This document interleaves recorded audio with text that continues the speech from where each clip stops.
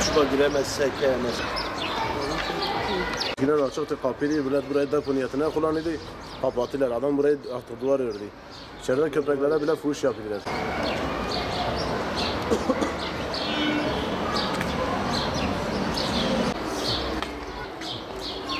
Fuhuş yaptık burada diyor. Evet, güzel konuşma. Hele gitme Meri çağır. Hele gitme Meri çağır. Sonra gel abi. Ne oldu?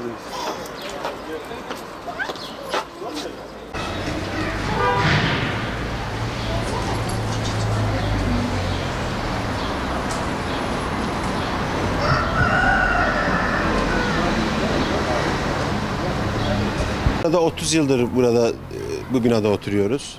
Bu son 6-7-8 Ekim olaylarında burada terör olayları oluyordu. Burada lastik yaktıkları zaman, eylem yaptıkları zaman polisler geldiği zaman hep bu sokaklar kullanılıyordu. Buralardan kaçıyordular. Çünkü bu sokak hem sol tarafa hem sağ tarafa açılan bir sokaktır.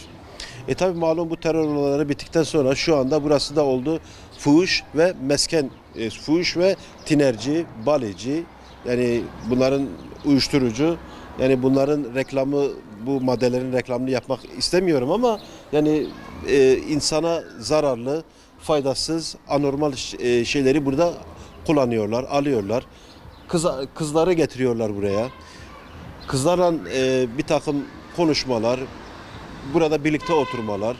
Tabi haliyle biz de burada oturuyoruz. Ailemizle buradan geçemiyoruz. Ve korkudan kendilerine bir şey de diyemiyoruz. Yani bir şey dediğiniz zaman malum Diyarbakır'da herkese ne bileyim birileriyle bıçak gezdiriyorlar. Zaten geçenlerde de bir olay oldu. Bir hafta önce yine olay oldu. Ben bizzat emniyette 155'e 10 defa belki telefonumun kayıtlarında da vardır yani. 155'i aramışızdır. Buranın şikayetini yapmışızdır.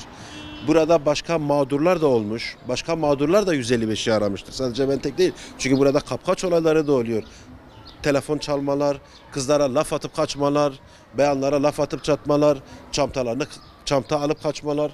Yani bu sokağın hali, yani biz ya bu binadan çıkmak ya bu daireden çıkmak veya da bu sokağın kapatılmasını istiyoruz.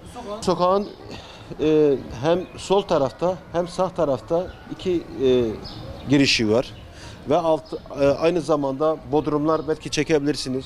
Bodrumların kapılarını kırmışlar. Bodrumlara da gizleniyorlar. Yani diğer binaların bodrumları. Mesela çekebilirsiniz. Şu binanın kapısını kırdılar.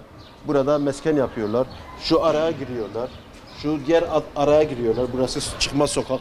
Şu kısım çıkma sokak olduğu için burada fuhuş bile yapıyorlar. Yani ben söylemek istemiyorum yani böyle şeyleri. Zaten burada herhangi bir durum olduğu zaman karanlık zaten. Herhangi bir tehlike, bir şey fark ettikleri zaman hem sağ tarafa hem sol tarafta açılan yer olduğu için rahatlıkla kaçıyorlar.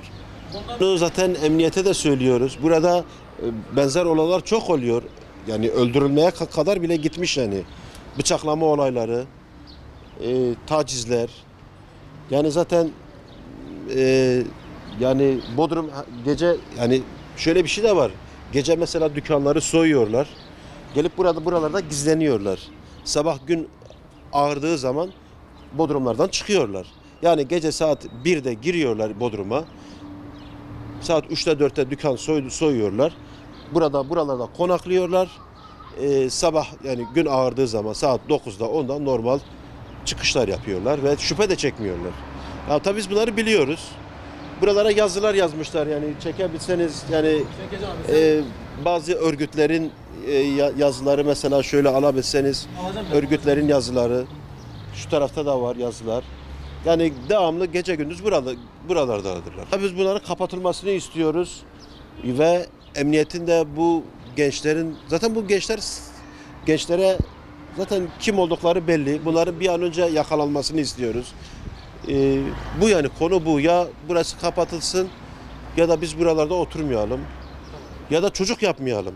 Yani çocuklarımıza biz kendimizden korkmuyoruz veya çocuk yapmayalım. Çocuk yetiştirmeyelim. Çünkü çocuklara zarar veriyorlar. Yani bu yani. Daha önce yaşanmış olaylar var burada. Hırsızlık olayları, kapkaçlar, ondan sonra gasp. Genelde bu sokaklarda oluyor. Mahalle esnafı olarak yani bu tür şeylerden rahatsız olmuşuz yani. Mesela Düneyin bizim bir arkadaşımız yaralanmış burada. Onu da duyunca bayağı bir üzüldük. Yani bu sokağın kapatılmasına yani istiyoruz. Kapatılmasını gerçekten yani istiyoruz artık. Fuhuş demeyelim de ahlaksızlık genelde burada oluyor. Bunu fark eden arkadaşlarımız ve mahalle sakinleri buna karşı geliyorlar. Gerçek yani buradan geçmek istemiyorlar. Odur başka. Yani 20 yıldır ben buradayım. Bu sokak yani hiç kimse bir faydası da yoktur. Yani sadece fuhuş, uyuşturucu vesaire. Yani kesinlikle kapatmasını istiyoruz. O olay işte bir çocuğun bıçaklanması yani çocuğun hiçbir suçu günahı olmadan kalması kesinlikle istiyoruz yani. Vallahi sürekli oluyor işte bu olaylar sürekli oluyor. Da fuhuş olsun, uyuşturucu olsun kesinlikle yani bir çocuğun bir bayanın orada geçmesi bir şeydir yani. Kesinlikle istemiyoruz. Bu sokak kapatmasını istiyoruz. Daha önceden kesinlikle yani belediye başvuru yaptık. Kapanmasını istedik ve gelmediler. Hangi bir yetkisi gelmedi, kapanmadılar. İlla burada birisi ölmesi mi gerekiyor yani?